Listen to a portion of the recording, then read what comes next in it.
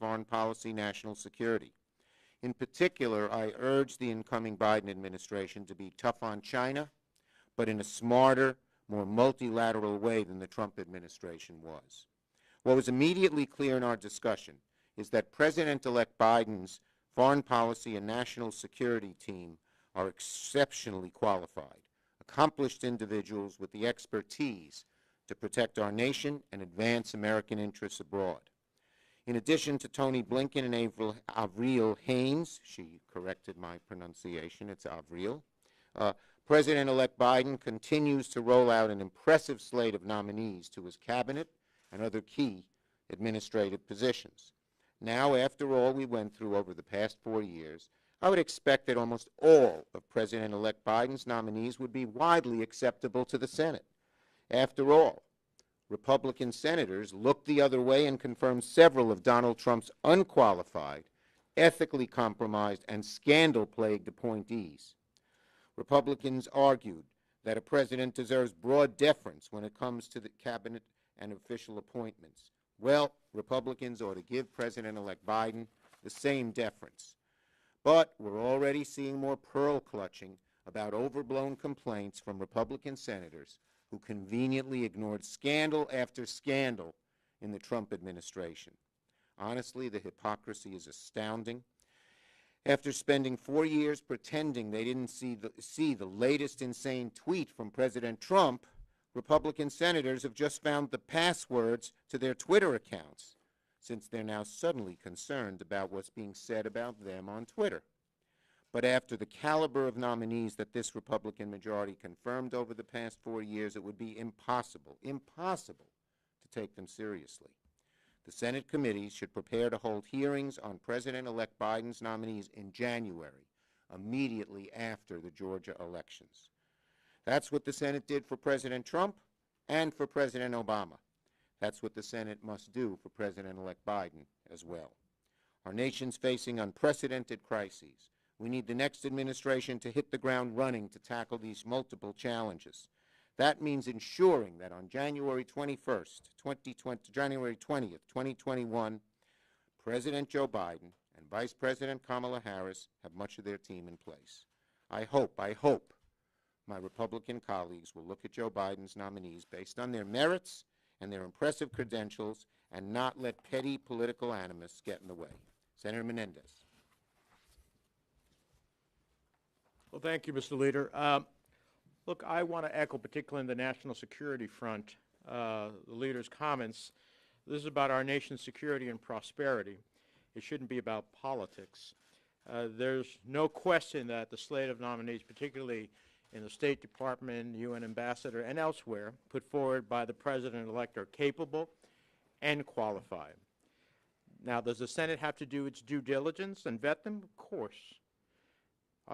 Do we have to understand their thinking and ask them about their views? Of course. That's part of advice and consent. But there's a difference between that and some who are already suggesting that they seek to weaponize the confirmation process and seek to turn it into a political wrecking ball.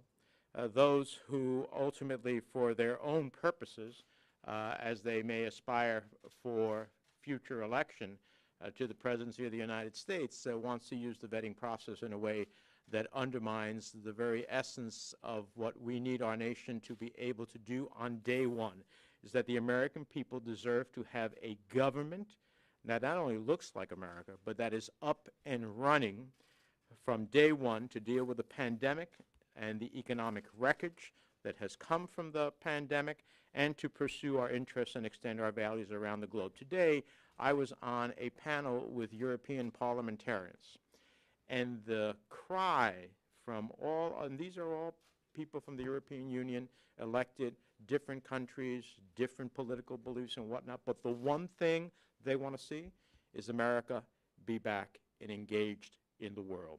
That takes a Secretary of State. Tony Blinken is an incredibly qualified individual to help us once again be back on the global stage, engaged, creating more allies, less enemies, creating more prosperity, less challenges, and that also takes a UN ambassador. And Ambassador Greenfield is an extraordinary, I know her. I helped her become the Assistant Secretary of State for Africa. When I was the chair of the committee, she's an example of an exceptional career diplomat. That's who we need helping lead the national security of the United States. That's what we need to get on day one, which means we need early hearings in January and a vote in order to guarantee it. Senator Klobuchar. Thank you very much, and thank you for your leadership, Senator Schumer, at this critical time, and thank you, Senator Menendez. I think that really President-elect Biden has set the tone here when he said this should not be a partisan moment, this should be an American moment, and we just don't have time to mess around. We have, as Bob has pointed out, security threats across the country. We've got across the world. We've got incredibly qualified nominees, which really are in keeping with the tone that the president-elect set from the minute the president would not concede this election. President-elect Biden took the stage and said, you know what?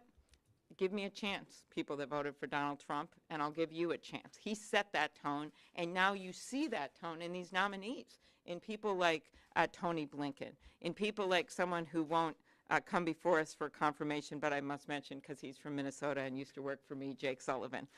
You see people that are well respected, including Treasury Secretary-to-be Yellen. And so he has really lived his words in who he has nominated, and it's our job to get it done. And the last thing I would add is that we are in the middle of a pandemic right now. I don't have to tell you that. And one of the things that we need right now is stability for the rest of the world and for our own country. And I am been pleased that my colleagues are moving ahead with some bipartisan negotiations. Obviously, that's not done. We know we haven't heard good words from Leader McConnell on this, but that doesn't mean that we cannot keep moving ahead, because we cannot have no leadership for America in place when we want to lead the world when it comes to this vaccine. That's going to mean funding to get this vaccine out. If I said at home, you just can't drop a bunch of vaccines in the middle of Laverne, Minnesota, and think they're just going to magically show up there. It takes coordination on infrastructure, on storage, and the like. And to do that, we need Joe Biden to be able to put a leadership team both internationally and domestically. So I'm excited to work on this. I think we have had great nominees come forward, and it is on our Republican leaders and us to work together to get them confirmed immediately. Thank you, Senator Klobuchar. Yes, yes, ma'am.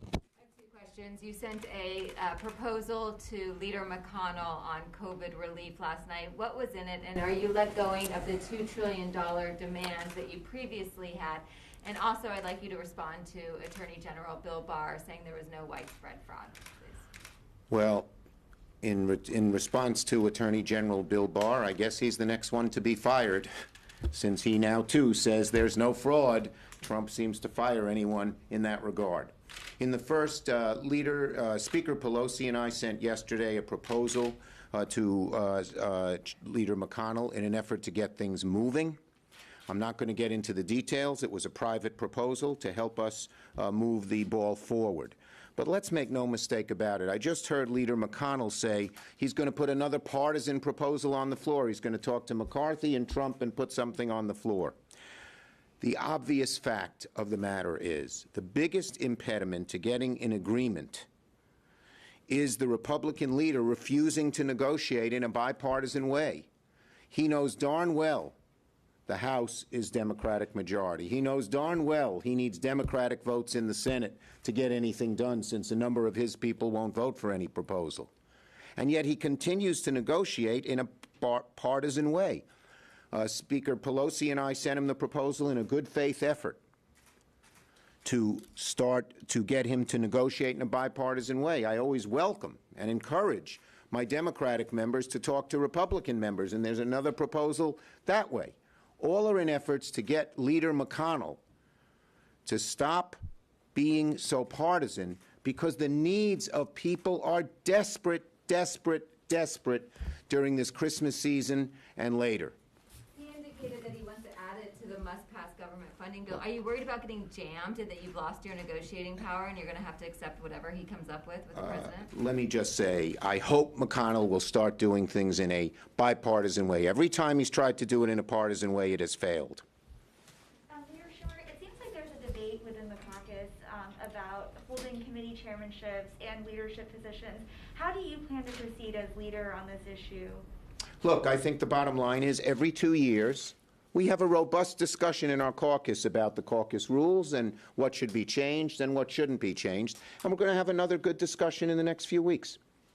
This morning, there was a $900 billion bipartisan proposal proposed. What do you think of that proposal specifically? Is your letter more than that, or around the same? Again, our letter was done in a private way to get McConnell and maybe the White House to move. So I'm not going to get into its details.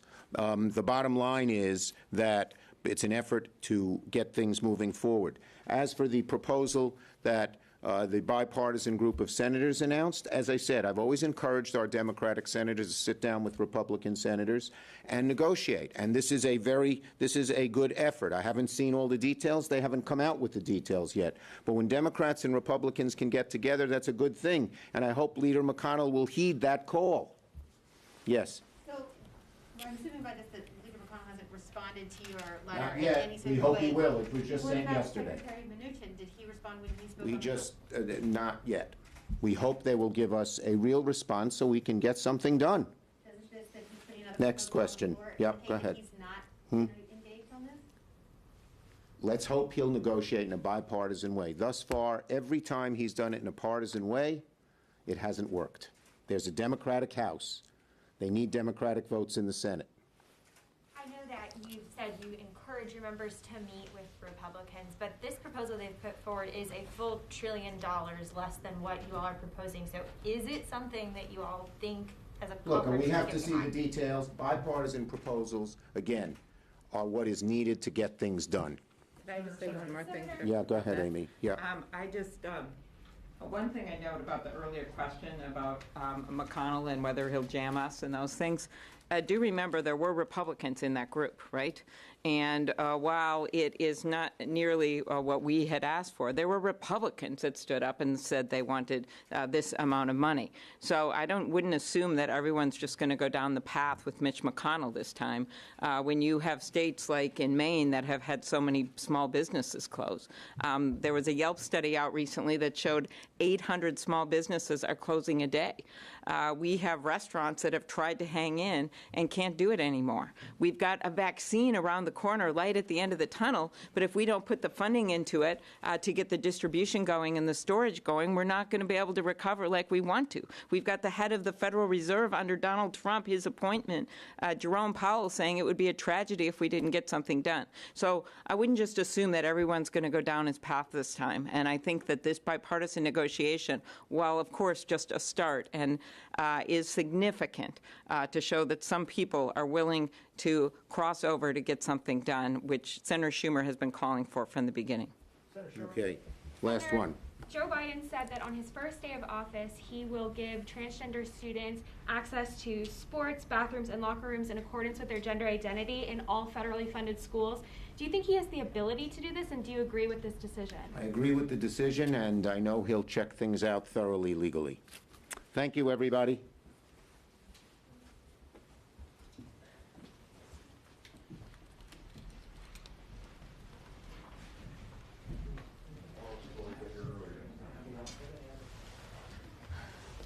Sorry.